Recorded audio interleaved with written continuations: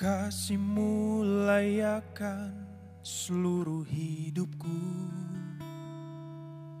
mampukan ku melakukan yang Kau inginkan.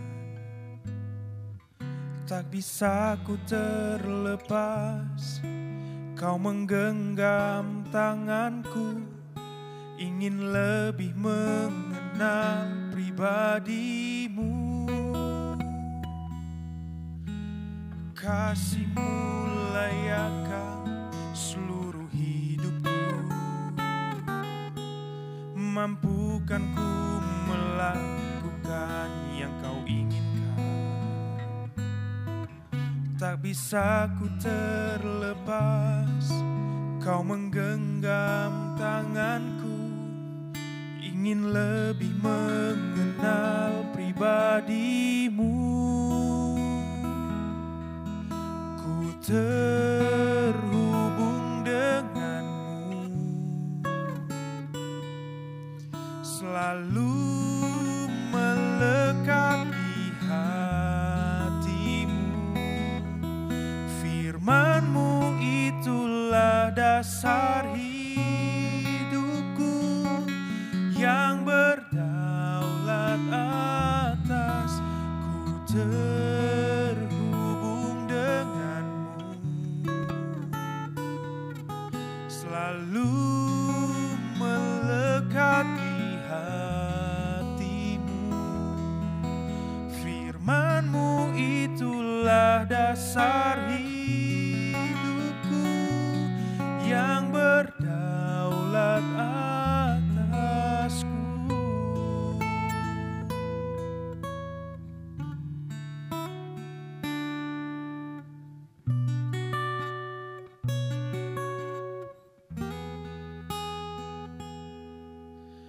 Kasih-Mu layakkan seluruh hidupku,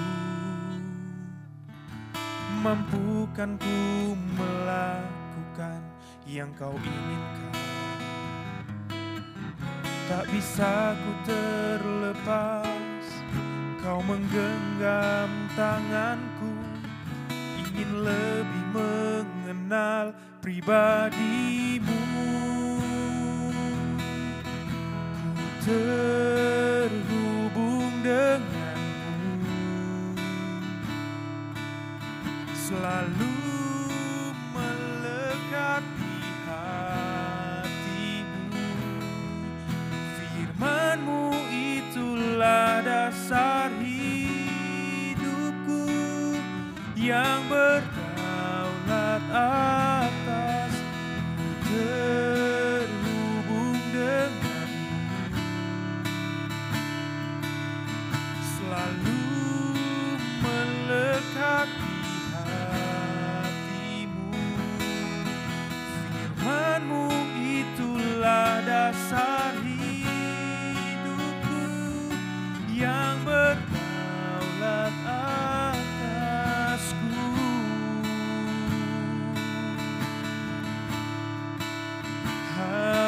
Haleluya, ku bersyukur karena kasih setia-Mu,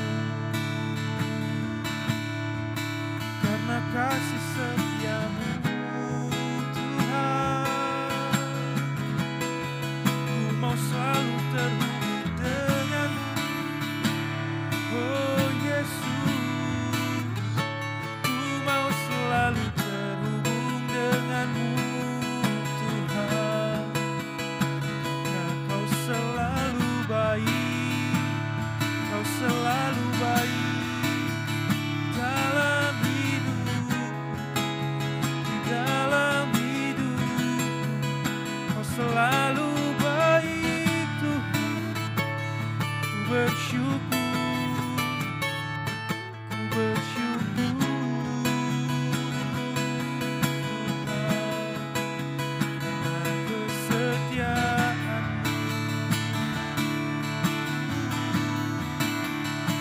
karena kesetiaan-Mu Yesus.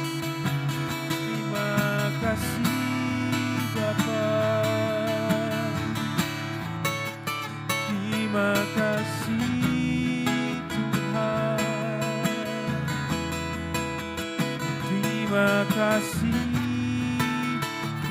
tunaikan syukurku di hadirat Tuhan. Ku berterima kasih atas kesetiaan-Mu di dalamku. Tunaikan syukurku, Kau selalu baik. Terima kasih Tuhan. Haleluya. Terima kasih.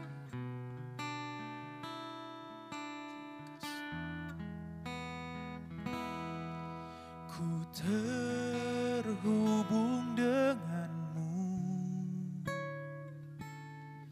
selalu melekat di hatimu. Firman-Mu itulah dasar hidupku, yang berdaulat atas. Ku terhubung denganmu, selalu melekat di hatimu. Firman-Mu itulah dasar hidupku, yang berdaulat atasku. Firman-Mu itulah dasar hidupku, yang berdaulat atasku. Firman-Mu itulah dasar hidupku, yang berdaulat atasku.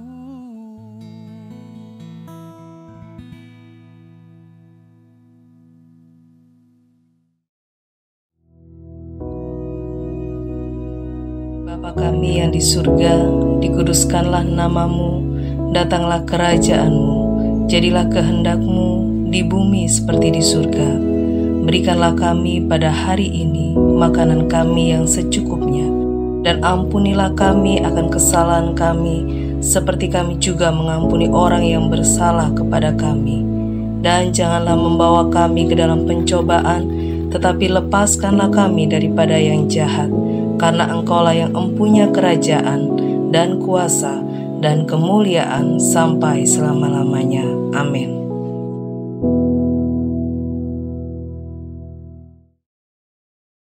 Shalom, selamat pagi Bapak Ibu Saudara sekalian yang dikasihi Tuhan Yesus Kristus. Hari ini kita kembali berjumpa, kita akan belajar firman Tuhan bersama-sama yang saya ambil dari 1 Timotius 4 ayat 8. 1 Timotius 4 ayat 8 saya bacakan saudara.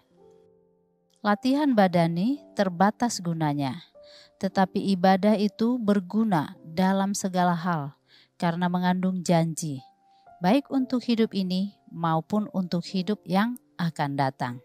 Saudara, pastinya kita semua orang Kristen beribadah ya. Setiap hari Minggu kita datang beribadah ke gereja. Kita mau berjumpa dengan Tuhan, juga bersekutu dengan saudara-saudara seiman. Nah, saudara, sebagai manusia, orang percaya, kita selalu ingin membangun hubungan dengan Tuhan. Kita berkomunikasi dengan Tuhan dalam doa, pujian, penyembahan. Nah, dengan cara yang berbeda tentunya. Masing-masing orang punya caranya sendiri-sendiri ya saudara ya. Contohnya ada orang yang kalau berdoa itu sukanya dengan suara keras. Ya, ada yang lain sukanya berdoa itu dengan suara yang pelan. Dalam memuji Tuhan juga demikian. Ada yang senang memuji Tuhan dengan penuh sukacita. Tetapi yang lain senang memuji Tuhan dengan suasana yang tenang. Nah, saudara, masing-masing orang punya cara.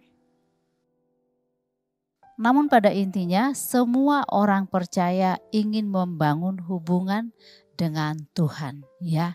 Kalau tidak ingin membangun hubungan dengan Tuhan, berarti ada yang salah, ada yang kurang tepat dengan keimanan kita. Nah, saudara, bila kita berbicara tentang ibadah, maka yang muncul di pikiran kita adalah beribadah ke gereja, berangkat ke gereja ya saudara ya. Ayat firman Tuhan yang baru saja kita baca bersama mengajarkan kita betapa pentingnya orang percaya beribadah. Karena begitu pentingnya ibadah itu, biarlah kita menjadikan itu sesuatu yang harus dihadiri, harus diikuti. Kenapa? Karena memang sangat penting. Ya, mari kita bertanya pada diri kita masing-masing. Menurut kita, menurut saudara, menurut saya, seberapa pentingkah ibadah dalam hidup kita masing-masing ya saudara ya. Kalau dari ayat firman Tuhan yang kita baca tadi dikatakan ibadah itu berguna dalam segala hal, mengandung janji baik untuk hidup ini maupun untuk hidup yang akan datang. Artinya selama-lamanya ibadah itu sangat penting bagi kita semuanya. Saudara, beberapa kali saya itu tersentuh melihat jemaat Tuhan yang datang dengan tubuh yang mengalami gangguan kesehatan ya. Tapi meskipun mengalami gangguan kesehatan, berusaha sekuat tenaga untuk datang beribadah ke gereja saudara ya. Tubuhnya tidak sempurna kesehatannya, tapi niatnya, hatinya selalu rindu untuk datang beribadah. Dia mau berjumpa dengan Tuhan, juga mau bertemu dengan saudara-saudara seiman lainnya. Dengan susah payah karena tubuhnya yang kurang sempurna karena gangguan kesehatannya. Dengan sekuat tenaga datang untuk mencari Tuhan beribadah. Nah saudara, begitu pentingnya ibadah itu menurut orang tersebut, jemaat tersebut. Bagaimana dengan orang-orang yang tubuhnya sehat, fisiknya baik ya saudara. Biarlah kita semuanya menganggap bahwa ibadah itu sesuatu yang sangat penting. Sesuatu yang harus kita lakukan.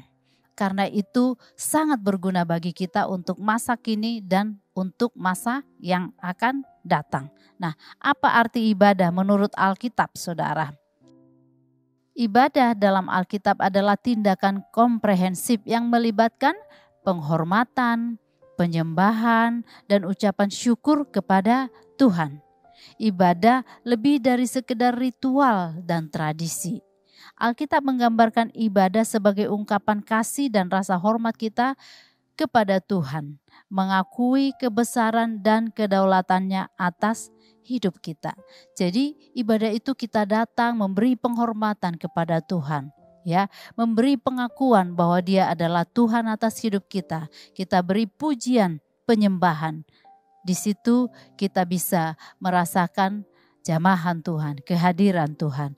Ya, saudara, kalau dalam perjanjian lama, kata ibadah ini berarti membungkuk, bersujud. Tindakan fisik ini melambangkan ketundukan dan kerendahan hati seseorang di hadapan Tuhan.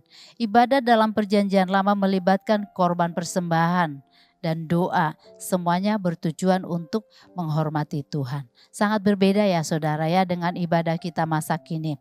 Jauh berbeda. Kita jauh lebih mudah, lebih sederhana ya. Kita datang bawa diri kita, bawa hati kita untuk kita berjumpa dengan Tuhan. Lalu, apa kata perjanjian baru tentang ibadah? Dalam perjanjian baru, kata ibadah itu kita kenal atau penyembahan ya, disebut dengan kata proskuneo yang seringkali kita dengarkan ya. Artinya sama, bersujud ya. Tetapi mencakup konteks relasional yang dalam. Ada hubungan ya. Yesus menekankan penyembahan dalam roh dan kebenaran. Ya, jadi kalau dalam perjanjian lama artinya sama dengan perjanjian baru membungkuk, tetapi dalam perjanjian baru lebih ditekankan lagi ada hubungan antara umat Tuhan dengan Tuhan yang sangat dekat. Ya saudara ya, kita harus menyembah dalam roh dan kebenaran. Yohanes 4 mulai dari ayat 23. Yohanes 4, 23 dan 24. Saya bacakan. Tetapi saatnya akan datang dan sudah tiba sekarang bahwa penyembah-penyembah benar akan menyembah Bapa dalam roh dan kebenaran. Sebab Bapa menghendaki penyembah-penyembah demikian. Allah itu roh, dan barang siapa menyembah Dia harus menyembahnya dalam roh dan kebenaran. Ya, menyembah Allah dalam roh dan kebenaran. Jadi bukan sekedar fisik yang menunduk ya, tapi hati kita mau menyembah Tuhan di dalam roh dan kebenaran. Penyembahan yang tulus ya, penyembahan yang benar-benar memuliakan nama Tuhan. Ada hubungan di dalamnya, hubungan antara kita sebagai umat Tuhan dan Tuhan sebagai Allah kita. Dengan demikian, penyembahan itu dipandang sebagai hubungan yang berkelanjutan, yang menyentuh aspek-aspek kehidupan kita dan mencerminkan iman percaya kita kepada Tuhan. Jadi bagaimana kita datang menyembah Tuhan, mencerminkan iman kita kepada Tuhan. Bagaimana kita merasa butuh, lapar, haus akan Tuhan, itu mencerminkan iman kita kepada Tuhan dan kepercayaan kita kepada Dia. Nah, saudara, kalau secara sederhana bisa dikatakan ibadah itu adalah kita datang beribadah ya saudara ya. Kita datang beribadah, tentu saja kita bicara tentang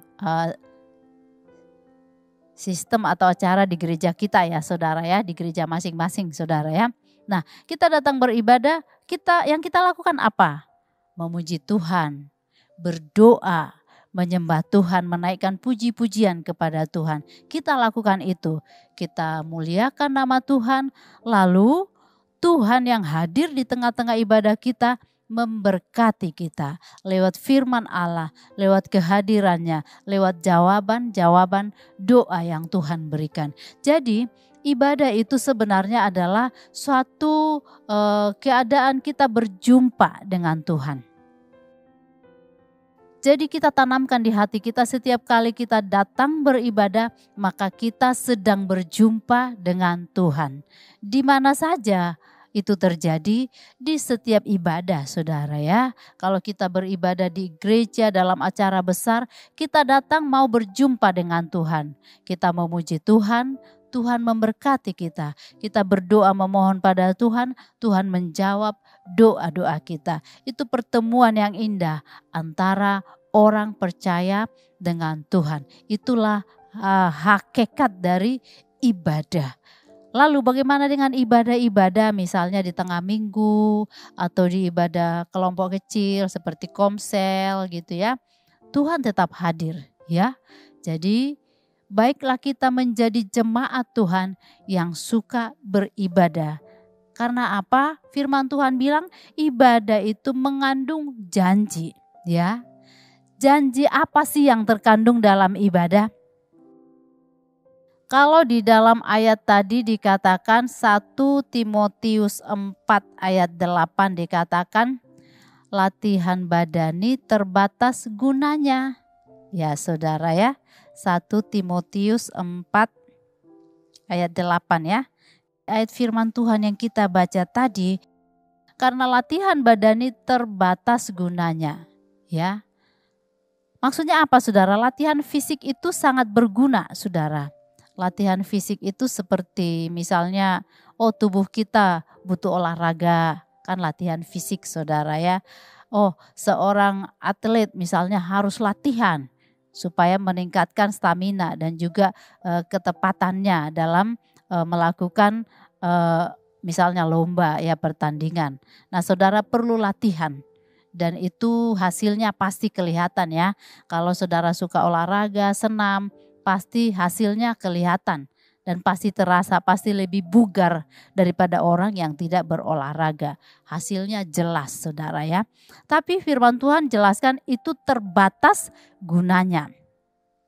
Ya, Latihan fisik itu penting tapi terbatas gunanya. Tetapi kalau ibadah itu berguna ya dalam segala hal, mengandung janji baik untuk hidup ini maupun untuk hidup yang akan datang ya. Janji yang luar biasa dalam setiap ibadah yang kita lakukan ya.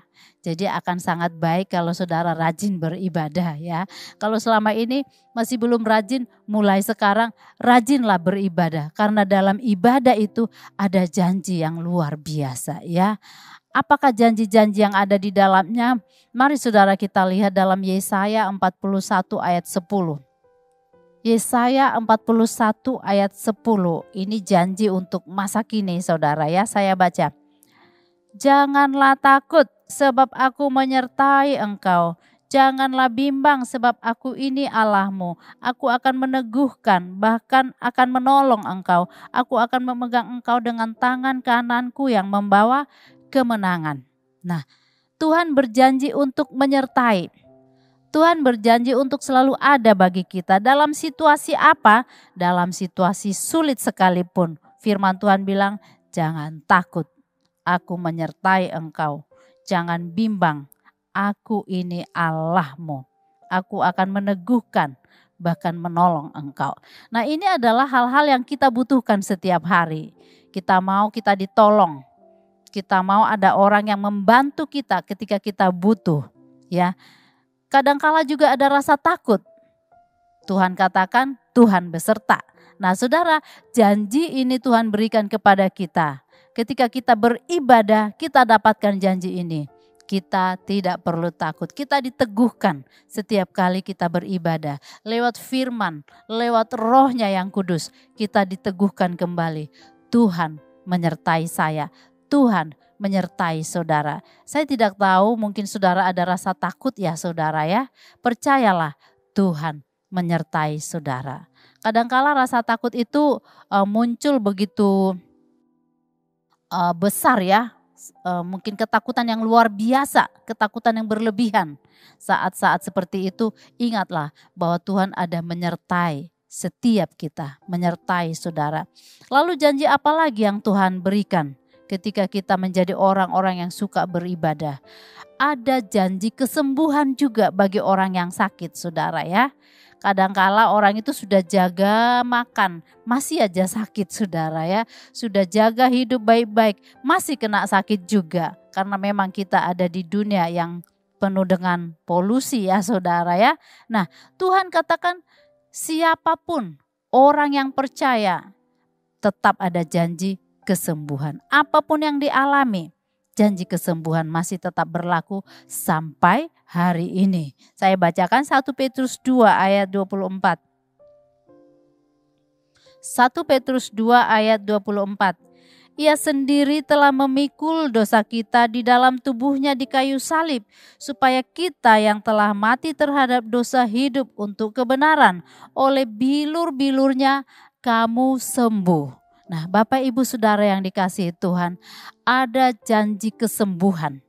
Oleh bilur-bilur Yesus ada kesembuhan, ada pemulihan.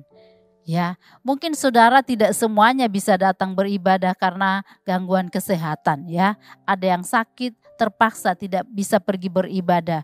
Dulunya rajin tapi karena gangguan kesehatan benar-benar tidak bisa berangkat ke gereja ya saudara. Saudara bisa dengan mendengarkan renungan ini, ada janji kesembuhan dari Tuhan Yesus. Oleh bilur-bilurnya, saudara disembuhkan dan percaya itu. Pegang janji firman Tuhan. Ya, di dalam ibadah kita mendapatkan firman yang menguatkan kita, meneguhkan kita, membangkitkan iman kita. Sebab itu kita harus rajin beribadah. Saudara, kalau sekarang beribadahnya itu kalau sehat usahakan datang ke gereja saudara. Kalau memang terpaksa bisa ibadah melalui online ya saudara. Tapi kalau sehat usahakan datang beribadah ke gereja. Karena kita berkumpul dengan saudara-saudara seiman lainnya bersama-sama memuji memuliakan nama Tuhan. Ada juga janji firman Tuhan dari Keluaran 23. Keluaran 23 ayat 25. Keluaran 23 ayat 25 firman Tuhan bilang begini saudara. Tetapi kamu harus beribadah kepada Tuhan Allahmu, maka Ia akan memberkati roti makananmu dan air minumanmu, dan aku akan menjauhkan penyakit dari tengah-tengahmu. Nah saudara, ini perintah Tuhan ya kepada umat pilihannya ketika mereka keluar dari tanah perbudakan menuju tanah perjanjian. Tuhan katakan, kamu harus beribadah kepada Tuhan Allahmu. Kalau beribadah kepada Tuhan dengan sungguh-sungguh, maka Ia akan memberkati roti makananmu, air minumanmu, segala penyakit dijauhkan dari tengah-tengah kita semuanya. Nah, saudara, tapi kenyataannya kok masih sakit? Percaya firman Tuhan. Tuhan sanggup menyembuhkan. Tuhan sanggup menghalau segala sakit penyakit dari kehidupan saudara. Yang penting kita terus pegang janji firman Tuhan. Ibadah itu mengandung janji untuk masa kini, yaitu termasuk janji kesehatan, janji pemulihan, janji penyertaan ya saudara ya. Nah itu untuk masa kini. Bagaimana dengan masa yang akan datang? Alkitab berjanji barang siapa yang percaya akan diselamatkan. Menjadi anggota keluarga Allah. Anggota berarti juga hadir dalam ibadah biasa ya saudara. Nah selama kita terus berpegang pada firman Allah, percaya bahwa Yesus adalah satu-satunya juru selamat dalam hidup kita, maka firman Tuhan janji tempat terbaik Tuhan sediakan. Menjadi pewaris, menjadi anggota kerajaan surga. Tuhan siapkan tempat di surga buat orang yang sungguh-sungguh beribadah. Jadi ibadah itu begitu luar biasa, mengandung janji masa kini dan masa yang akan datang. Ya, saudara-saudaraku, dengan membaca ayat ini maka kita pastikan diri kita menjadi orang yang suka beribadah. Karena dalam ibadah kita jumpa dengan Tuhan. Dalam ibadah kita dikuatkan. Dalam ibadah juga kita akan diyakinkan bahwa ada kehidupan setelah kematian. Dan kita pasti bersama-sama dengan Tuhan Yesus Kristus. Sebab itu Bapak Ibu Saudara, mari kita semuanya beribadah dengan sungguh-sungguh, penuh rasa hormat kepada Tuhan. Datang dengan kerendahan hati, percaya ada Yesus hadir dalam setiap ibadah kita yang siap memberkati kita semuanya. Setiap kali kita datang beribadah, ada Tuhan Yesus yang siap memberkati kita. Baik kebutuhan jasmani kita, juga kebutuhan rohani kita. Dan ada janji yang Tuhan sediakan bagi setiap orang yang hadir dalam perjumpaan dengan Tuhan. Jadi teruslah berlatih dalam ibadah, berlatih ya, selalu ada berkat yang terbaik ya. Saya bacakan 1 Timotius 4 ayat 7 dan 8, saya ulangi baca. 1 Timotius 4 ayat 7 dan 8.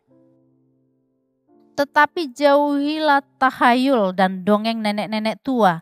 Latihlah dirimu beribadah. Latihan badani terbatas gunanya. Tetapi ibadah itu berguna dalam segala hal.